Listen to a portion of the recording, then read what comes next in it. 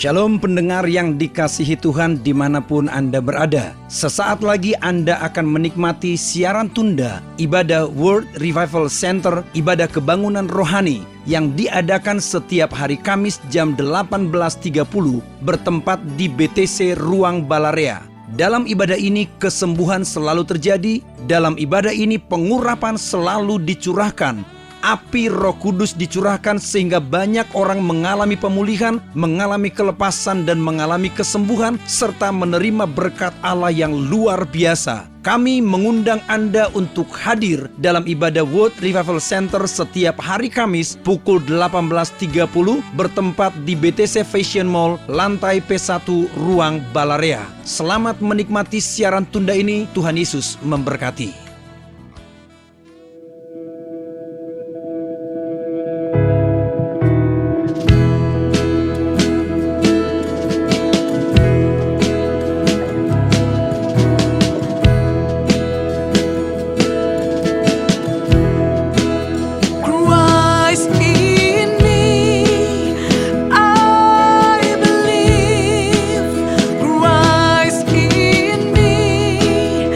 I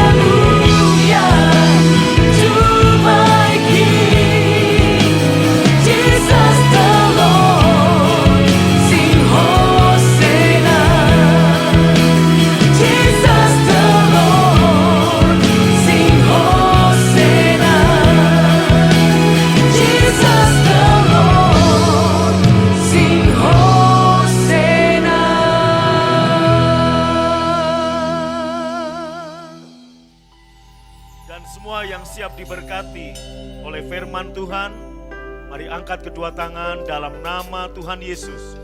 Semua berkata dengan keras, berkata amin. Lebih keras lagi boleh katakan amin. Sekali lagi katakan amin. Somebody shout haleluya. Amin. Shalom. Gimana kabar Bapak Ibu Saudara? Tidak ada harapan untuk sakit. Amin. Tidak ada harapan untuk lemah. Amin. Tidak ada harapan untuk miskin. Katakan yes. Amin. Silakan duduk saudara. Wow. Yes, kita memasuki 4 bulan terakhir di tahun ini dengan akhiran September, ambil kunci C ya. Oktober, November, Desember. Mari sama-sama dengan saya deklarasikan September sukacita. Amin. Oktober kemenangan. Wow, November penuaian besar. Desember mujizat yang dahsyat terjadi dalam hidup kami. Amin. Musim yang baru bagi kita semua. Katakan amin. Bapak Ibu yang dikasih Tuhan, malam ini kita belajar tentang 4 huruf, yaitu iman. Satu kata yang bernama iman. Tahukah saudara, tidak ada lagi yang bisa membuat Tuhan berkenan kecuali iman. Iman kepada Yesus dan apa yang sudah Dia lakukan untuk kita. Ibrani 11 ayat 6 berkata, tanpa iman tidak mungkin orang berkenan kepada Allah. Jadi yang membuat saudara dan saya berkenan kepada Allah bukan perbuatan kita. Amin. Yang membuat saudara dan saya berkenan kepada Tuhan bukan jerih payah lelah saudara, perhatikan saya. Tapi iman kepada Yesus dan apa yang sudah Dia buat untuk saudara dan saya. Ini yang membuat kita berkenan. Nah saudara, tetapi tanpa iman tidak mungkin orang berkenan kepada Allah. Imanlah yang membuat saudara dan saya berkenan. Pujian penyembahan yang kita lakukan malam ini tanpa iman tidak berkenan. Perbuatan baik, persembahan kita, persepuluhan kita yang kita bawa kepada Tuhan tanpa iman juga tidak berkenan kepada Tuhan. Pertanyaannya, apakah iman itu? Ayat yang pertama menjelaskan. Iman adalah dasar dari segala sesuatu yang kita harapkan dan bukti dari segala sesuatu yang tidak kita lihat. Versi lainnya, tolong ya. Versi lainnya, ayat yang pertama, versi lainnya. Tadi saya udah kirim versi lain. Ya. Iman adalah dasar dari segala sesuatu yang kita harapkan dan bukti dari segala sesuatu yang tidak kita lihat. Ayat yang kedua. Ya, udah langsung aja ayat kedua. Ayat kedua. Sebab oleh imanlah telah diberikan kesaksian kepada nenek moyang kita. Ayat tiganya. Karena iman kita mengerti bahwa alam semesta telah dijadikan oleh firman Allah. Sehingga apa yang kita lihat telah terjadi dari apa yang tidak dapat kita lihat. Perhatikan saya baik-baik. Tutup Alkitab atau Holy Bible saudara atau handphone yang holy, tutup dulu. Perhatikan saya. Kita mengerti bahwa yang membuat saudara dan saya berkenan kepada Tuhan adalah iman. Perbuatan sebaik apapun tidak membuat kita berkenan. Hanya iman kepada Yesus itulah yang membuat Bapa berkenan. Pertanyaannya, apa iman itu? Ayat yang pertama tadi kita mengerti. Ayat 1. Iman adalah, saudaraku, cepat ayat 1. Ayat 1. Haleluya. Iman adalah dasar dari segala sesuatu yang kita harapkan. Saya baca dulu aja deh ya. Repot lihat. multimedia. Sebentar, catatan saya. Dalam versi FAYH, apakah iman itu? Iman ialah keyakinan bahwa apa yang kita inginkan akan terlaksana. Saya udah memberikan di multimedia tapi nggak keluar, ya udah nggak apa-apa, saya baca aja ya. Apakah iman itu? Iman ialah keyakinan bahwa apa yang kita inginkan akan terlaksana. Iman ialah kepastian bahwa yang kita harapkan sudah menantikan kita, walaupun hal itu belum dapat kita lihat sekarang. Amin. Tolong Ibu multimedia yang tadi saya kirim dari jam 2 siang, apakah sudah tercatat? Karena dijawabnya sudah siap Pak, tapi ternyata belum. Oke ya. Saudara, perhatikan saya baca aja buat saudara. Apakah iman itu? Versi firman Allah yang hidup. Ayat yang pertama, Ibrani 11, ayat yang pertama. Iman ialah keyakinan bahwa apa yang kita inginkan akan terlaksana. Iman ialah kepastian bahwa yang kita harapkan sudah menantikan kita. Walaupun hal itu belum dapat kita lihat sekarang. Saya ulangi, kita belum lihat tapi itu sudah menantikan kita. Amin. Saya ulangi pengertian iman, saudaraku, ini versi FAYH lebih kuat, lebih mantap. Iman ialah keyakinan bahwa apa yang kita inginkan akan terlaksana. Apa yang Anda inginkan akan terlaksana. Itulah iman. Keyakinan bahwa apa yang kita inginkan akan terlaksana. Amin. Iman ialah kepastian bahwa yang kita harapkan, tolong katakan, yang kita harapkan sudah menantikan kita, walaupun kita belum melihatnya sekarang. Amin. Ayat 3 mengatakan, karena iman, karena percaya kepada Allah, kita tahu bahwa dunia dan bintang-bintang, bahkan segala sesuatu dijadikan oleh perintah Allah, dan bahwa semua itu dijadikan dari yang tidak ada. Katakan haleluya. Amin. Jadi apakah iman itu? Apakah iman itu? Ayat 1 FAYH, sama-sama baca. 1, 2, 3. Iman ialah keyakinan bahwa apa yang kita inginkan akan terlaksana. Katakan amin. Iman ialah kepastian bahwa yang kita harapkan, sama-sama baca, sudah menantikan kita, walaupun hal itu belum dapat kita lihat sekarang. Amin. Jadi Bapak Ibu, keyakinan, ya, keyakinan bahwa yang kita inginkan akan terlaksana. Itulah iman. Iman ialah kepastian bahwa yang kita harapkan sudah nunggu kita. Bukan kita yang nunggu, dia sudah nunggu kita. Kalau saudara punya iman, ingat apa yang saudara harapkan sudah nunggu saudara. Walaupun kita belum lihat. Katakan amin. Anda yang, saudaraku, apa iman?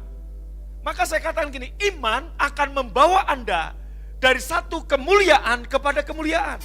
Iman akan membawa saudara dari satu tempat ke satu tempat. Amin. Saudaraku yang dikasih Tuhan, nah bagaimana caranya kita punya iman? Kamis yang lalu saya mengajar tentang iman yang sejati. Iman yang sejati bukan iman yang inisiatif diri sendiri seperti Kain. Kain berpikir, saudaraku jangan berpikir bahwa Kain tidak memberi persembahan terbaik. Kain juga memberi persembahan terbaik. Habil memberi persembahan terbaik juga. Tapi Tuhan berkenan kepada persembahan Habil. Kenapa? Sebab persembahan Habil berdasarkan iman sejati. Apa itu iman sejati? Iman atas dasar meresponi apa yang Tuhan katakan atau apa yang Tuhan sudah buat. Sementara Habil, saudaraku, Imannya adalah iman pada inisiatif diri sendiri. Ya, pada inisiatif, nggak usah. Lihat saya. Ini kan khotbah minggu lalu. Ya, saudaraku, imannya Habil adalah respon daripada firman yang Allah ucapkan. Sementara Kain, inisiatif diri sendiri. Dia berjuang, dia berjerih lelah dengan susah payah, dengan keringat. Dia berpikir bahwa dengan segala jerih payahnya Tuhan berkenan. Saudaraku, kemudian persembahan Kain ditolak. Kenapa Habil diterima? Habil memberikan, saudaraku, persembahan yang lebih baik. More excellent sacrifice. Itu yang dipersembahkan Habil. Dalam keadaan begitu Kain marah, Kain menjadi bersungut-sungut, Kain iri hati. Tuhan mencoba untuk membuat Kain bertobat. Apa yang kamu buat tidak membuat aku berkenan. Karena apa yang kamu buat mengandalkan kekuatanmu, bukan berdasarkan firman yang kusampaikan dan apa yang kulakukan sehingga kamu meresponi.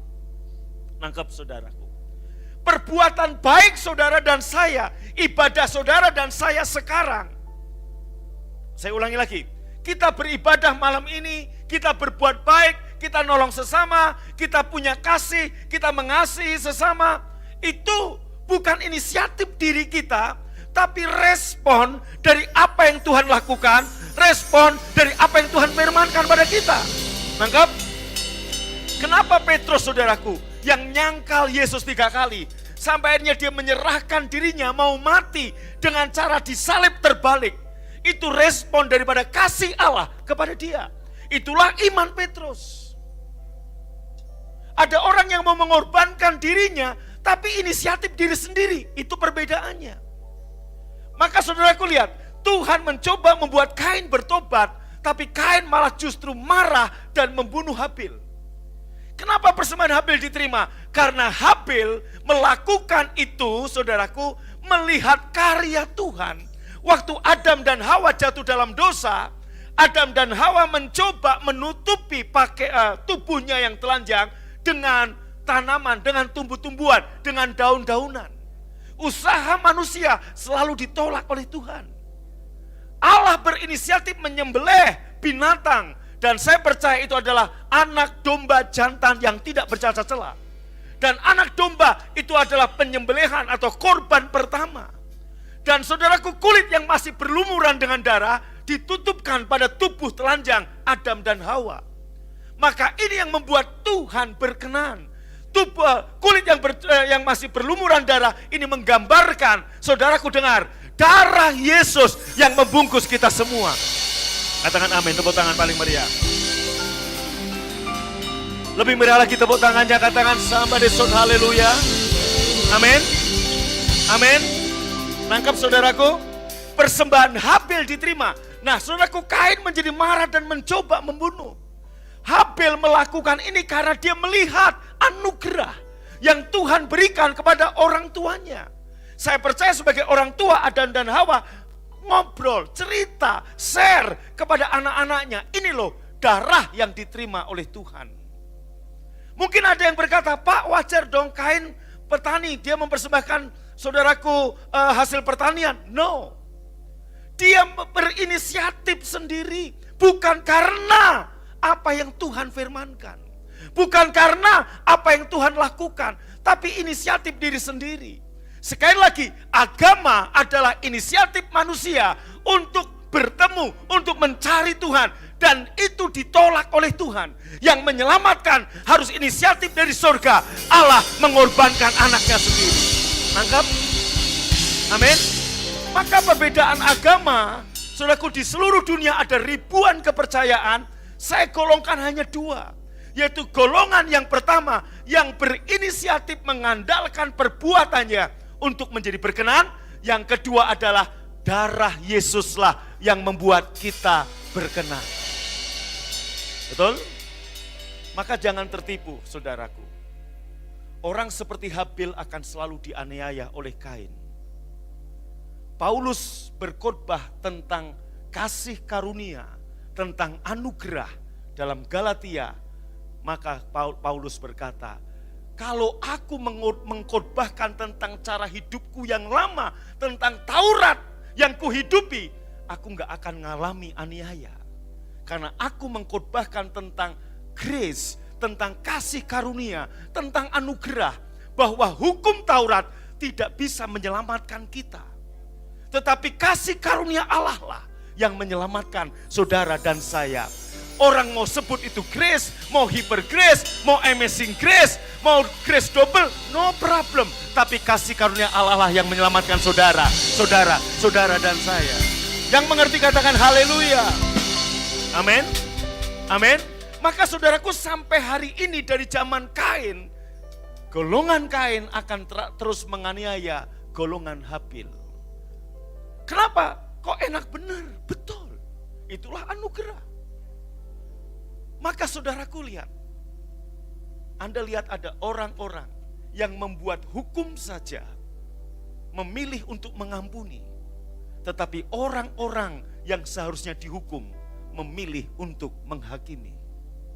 Itulah keanehan atau keajaiban Tuhan dan manusia. Nangkep maksud saya? Siapa yang membuat hukum? Tuhan. Tuhan memilih untuk mengampuni. Tetapi manusia-manusia, dalam tanda kutip saudaraku, bisa jadi orang-orang Kristen, pendeta, ahli teologi yang seharusnya dihukum, malah lebih memilih menghakimi. Tuhan yang membuat hukum saja mengampuni. Maka apa yang membuat saudara dan saya berkenan? Iman kepada Yesus Kristus. Tepuk tangan paling meriah. Percaya di saat ku tak mengerti, percaya di saat ku tak percaya, ku percaya kasih-Mu sertaku. Angkat tanganmu, percaya berkat-Mu ada bagiku. Percaya tanganmu tak lepaskanku. Percaya, ku percaya kasih-Mu sertaku. Percaya, ku percaya firman-Mu yang terjadi, lampaui segala pikiran, pikiranku. Percaya. Mari angkat tanganmu ke hatimu, padamu percaya. Ku percaya firman-Mu ya dan amin. Ya dan amin. Lampaui segala masalah, lampaui segala masalah. Percaya padamu. Tepuk tangan bagi Tuhan Yesus, amin. Kurang meriah tepuk tangannya, lebih meriah lagi bagi Tuhan. Nah, kembali ke tadi Bapak Ibu Saudaraku. Jadi bagaimana supaya kita punya iman? Roma pasal 10 ayat 17 menjelaskan, iman timbul dari pendengaran akan firman Tuhan. Amin. Roma 10 ayat 17 menjelaskan, kita lihat, kita baca sama-sama. Iman timbul dari pendengaran, dan pendengaran oleh firman Kristus. Bagaimana supaya kita punya iman? Kita mesti mendengar firman Kristus. Katakan yes. Kita mesti mendengar firman Kristus. Amin. Anda boleh lihat, Rahab punya iman karena dia mendengar. Kita buka dalam kitab Yosua, Bapak Ibu, ya. dalam kitab Yosua, saudara, ada di bahan saya, please tolong bantu saya deh cepat ya. Dalam Yosua pasal yang sorry. Haleluya. Yosua pasal yang kedua, mari kita lihat saudaraku. Dalam Yosua pasal yang kedua, ayat 9 sampai dengan 13. Baca sama-sama, 1, 2, 3.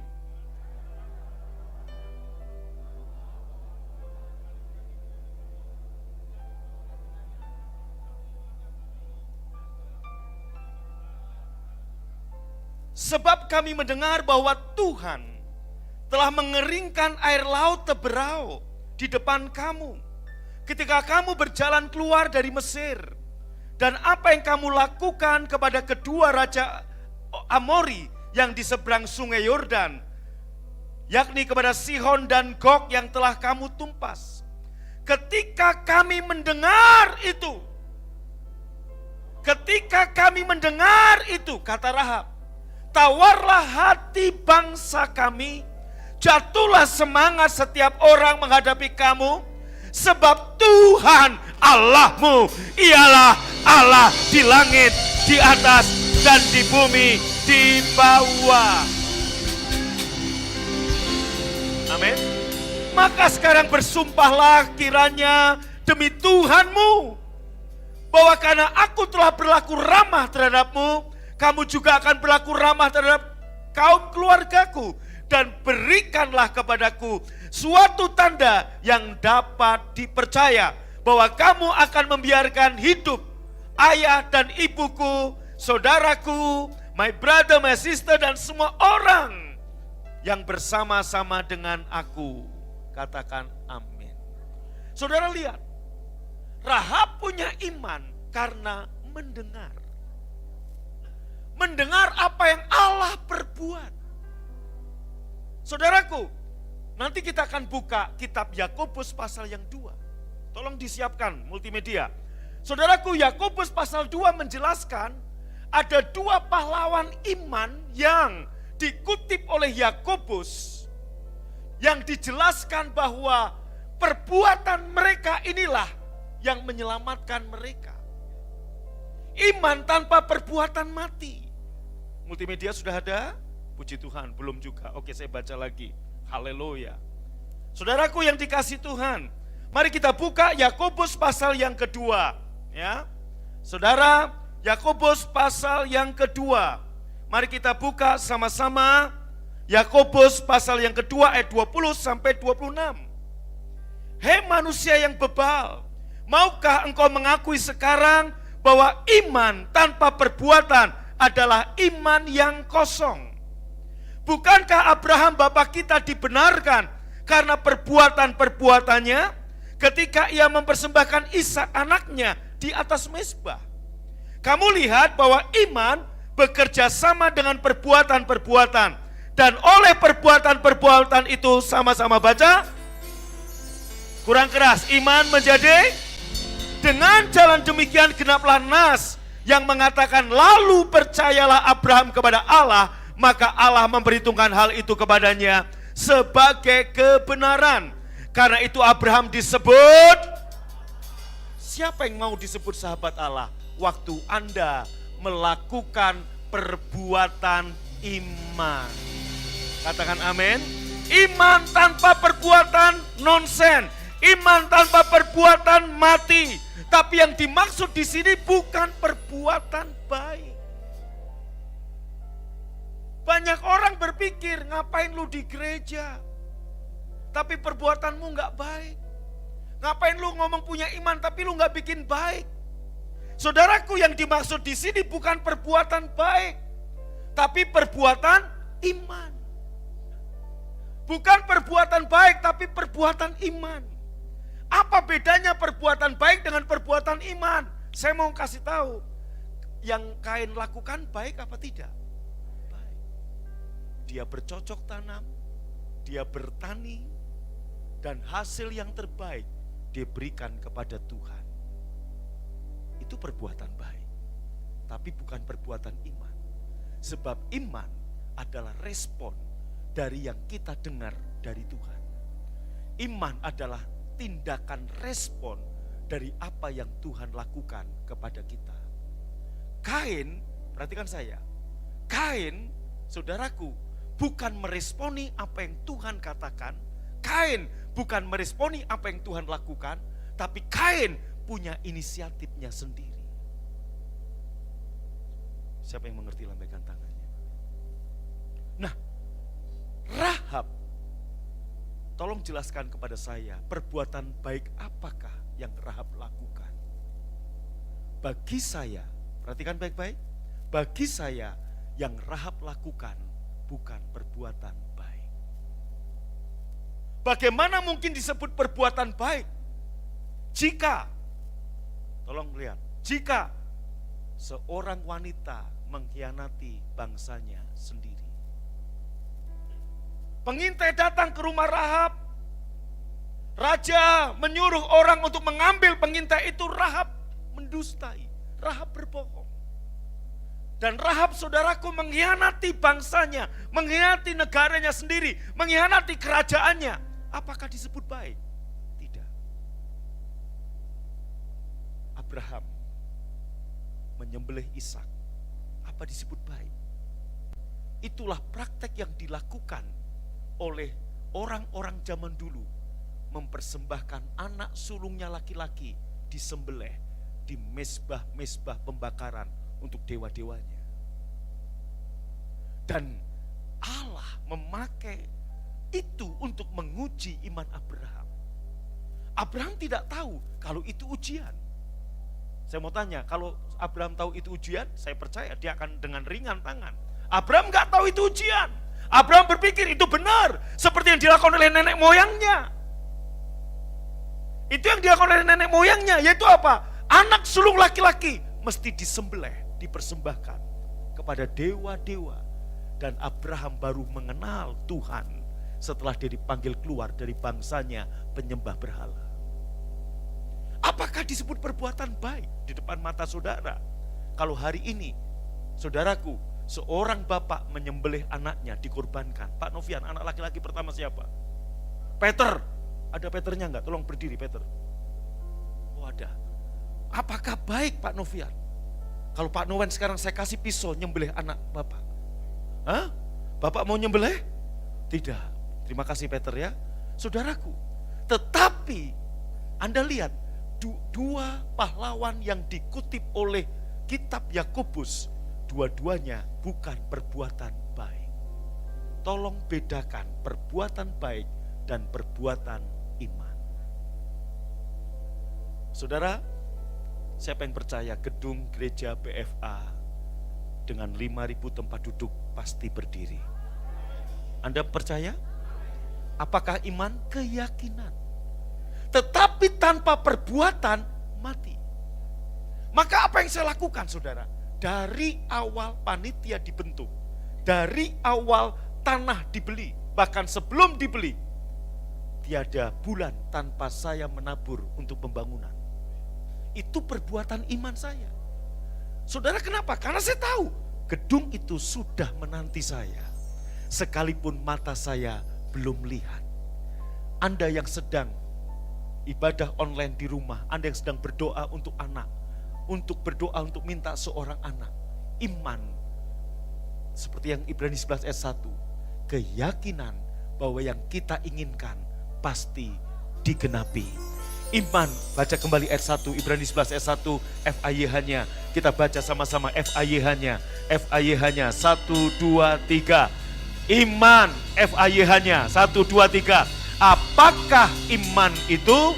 Iman ialah keyakinan bahwa apa yang kita inginkan akan. Iman ialah kepastian bahwa yang kita harapkan. Jadi bukan saya yang nunggu gedung BFA berdiri, gedung itu sudah nunggu saya. Anda mesti punya kepastian di sini, gedung itu sudah nunggu saudara dan saya, sekalipun kita belum lihat sekarang. Nah, imanmu harus disertai dengan perbuatan. Tolong, siapa yang tahu bahwa engkau akan diberkati berlimpah-limpah? Secara finansial engkau akan diberkati berlimpah-limpah. Yang percaya lambaikan tangannya. Anda percaya? Iman tanpa perbuatan mati. Perbuatan apa yang harus Anda lakukan? Perbuatan iman. Perbuatan iman macam apa, Pak? 2 Korintus pasal yang ke-9 ayat 6. Yang menabur banyak menuai banyak, yang menabur sedikit menuai sedikit. Maleakhi 3 ayat 10, bawalah persepuluhan itu supaya aku membuka tingkap langit bagimu. Itulah perbuatan iman kita. Nah, saudaraku, pada waktu saya membawa persepuluhan, waktu saya menabur, itu adalah respon dari firman yang Tuhan ucapkan. Sekalipun faktanya, keadaannya mungkin untuk hidup saja enggak cukup. Tapi apa yang harus saya lakukan? Perbuatan iman. Anggap, waktu Anda dengar firman, imanmu mulai timbul. Yakobus berkata, iman tanpa perbuatan mati. Engkau dibenarkan dengan perbuatanmu. Waktu Anda percaya, saya pasti diberkati berlimpah-limpah. Itu imanmu. Perbuatan imanmu, kamu membawa 1/10 dari seluruh penghasilanmu ke rumah Tuhan. Maka perbuatan iman saudara inilah yang menyelamatkan, yang memberkati, yang melimpahi kita. Katakan yes. Kita mengimani bahwa tubuh dan darah Yesus itu cukup bagi kita. Perbuatan iman kita, kita memberitakan kematian Tuhan lewat perjamuan kudus. Itulah perbuatan iman. Amin. Katakan amin. Kita buka saudaraku kembali ke Roma 10 ayat 17. Mohon maaf ya, saya agak terganggu dengan multimedia tadi, jadi agak ini. Kita lihat Roma 10 ayat 17. Jadi iman timbul dari pendengaran, dan pendengaran oleh firman Kristus. Maka pada waktu, perhatikan saya, Anda ibadah seperti ini, buka telinga jasmani dan telinga rohanimu, supaya kamu mendengar Tuhan bicara. Di balik nyanyian lagu yang kita nyanyikan, apakah Anda mendengar Tuhan bicara? Sebab yang membuat kita punya iman, waktu kita mendengar Tuhan bicara. Kita buka Kisah Rasul 22 ayat yang ke-6 sampai dengan ayat yang ke-9. Saulus bercerita, dalam perjalananku ke Damsik, ke Damaskus, membawa surat kuasa untuk membunuh orang-orang Kristen. Ketika aku sudah dekat Damsik, yaitu siang hari bolong, tiba-tiba memancarlah cahaya yang menyilaukan dari langit mengelilingi aku. Ayat 7. Maka rebalah aku ke tanah, dan aku mendengar suatu suara yang berkata kepadaku, Saulus, Saulus, mengapa engkau menganiaya aku? Terus, jawabku, siapakah engkau? Tuhan, katanya, akulah Yesus orang Nazaret yang kau aniaya itu. 9 sama-sama baca. 1, 2, 3. Tetapi suara dia yang berkata kepadaku, tidak mereka dengar. Saudaraku, siang hari bolong Saulus dengan 30 orang prajurit dan yang lain menyertai dia. Tiba-tiba ada cahaya yang lebih menyilaukan dari matahari. Semua orang melihat.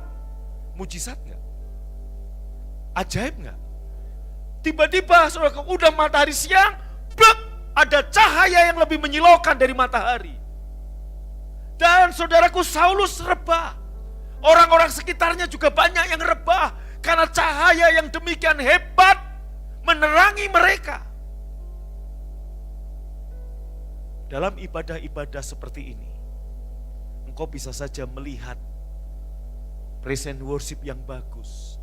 sound system yang bagus, pengkhotbah yang bagus.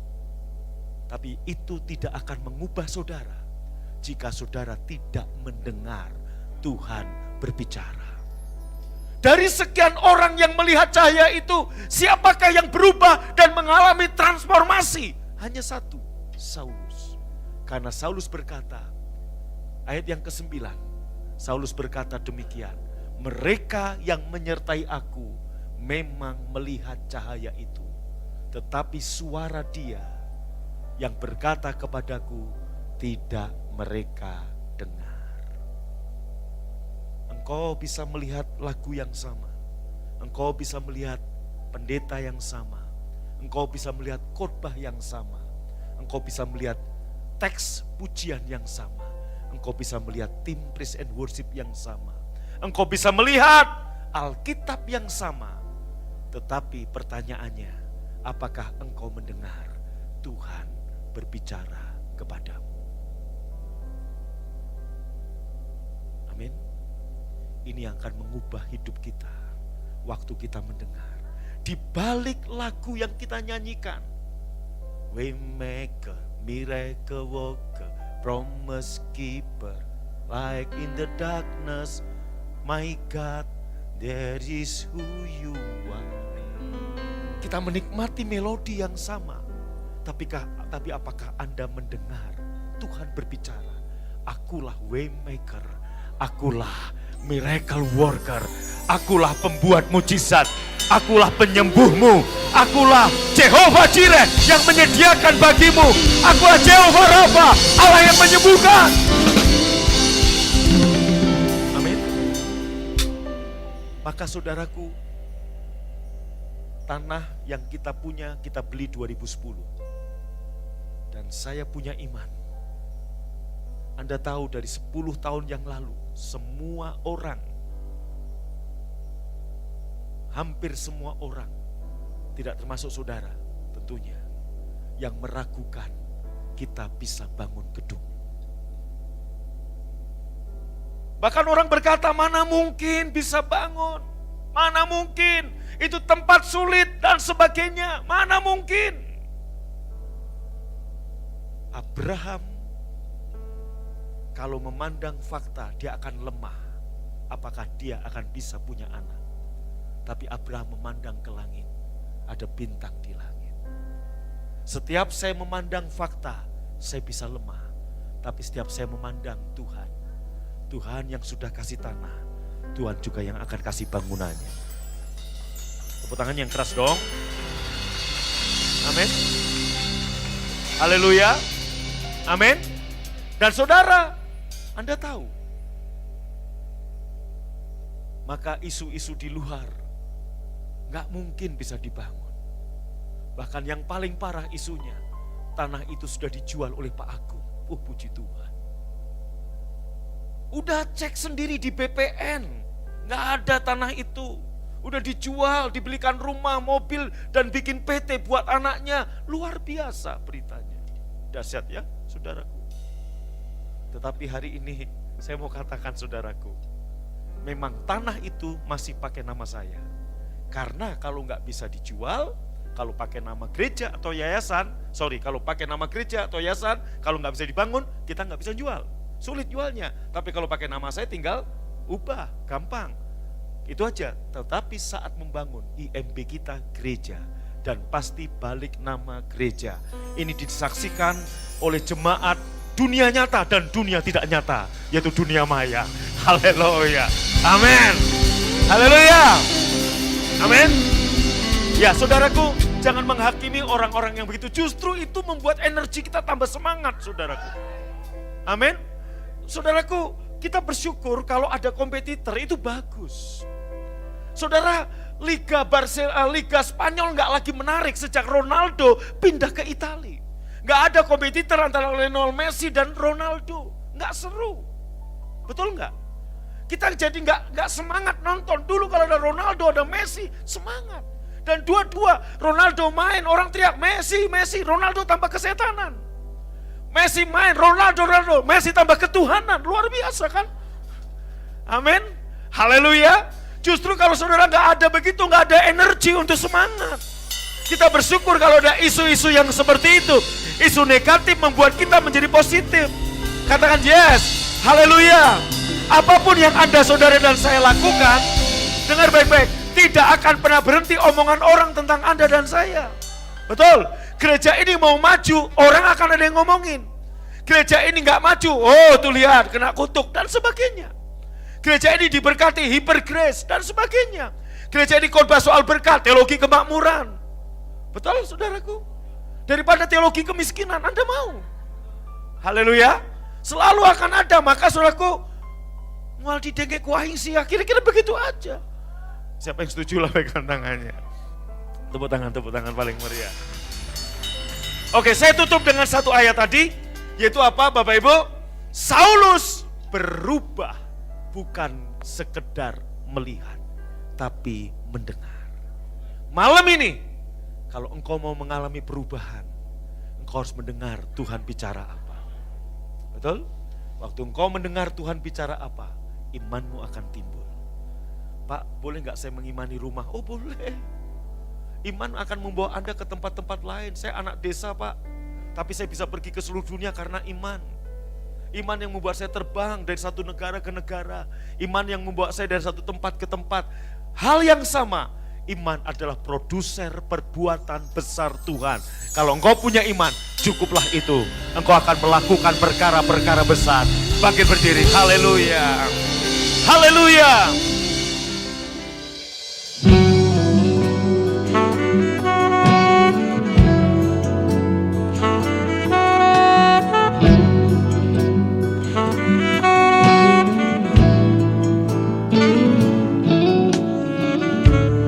Thank you, Father, to bring us Jesus. I live in glory. Thank you, Jesus, to give us Holy Spirit. I live victorious. I live in word every day. I live in faith every day. I live in Holy Spirit every day. Thank you, Lord Jesus. I live in joy every day. I live in peace every day. I live in blessing every day. All things are mine.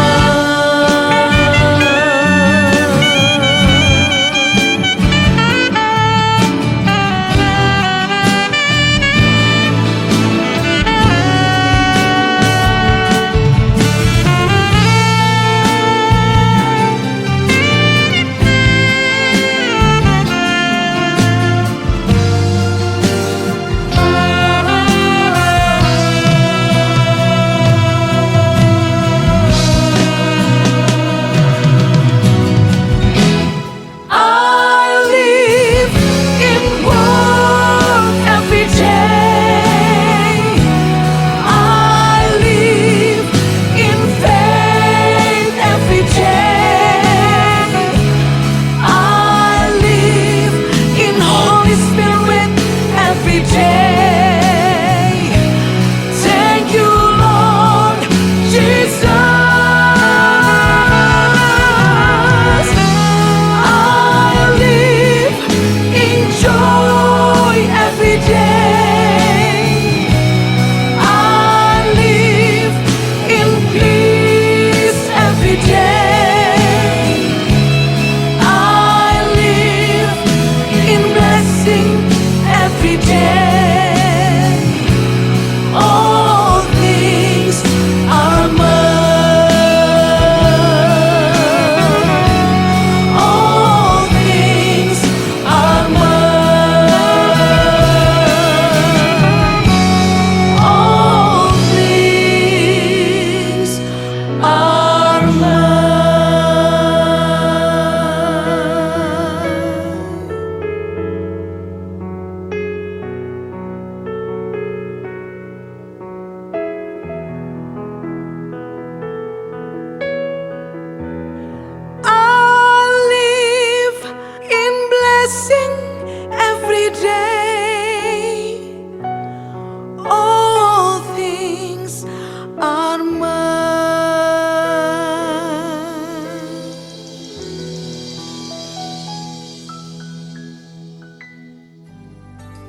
Anda baru saja mengikuti cuplikan siaran tunda ibadah World Revival Center yang terjadi di hari Kamis jauh lebih dahsyat dari apa yang Anda dengar. Oleh karena itu, kami mengundang Anda untuk hadir dalam ibadah World Revival Center setiap hari Kamis bertempat di BTC Fashion Mall, lantai P1 Ruang Balarea pukul 18.30. Dan bagi Anda yang rindu didoakan, SMS kami di 0818218737. Untuk informasi hubungi 6126088. Tuhan Yesus memberkati.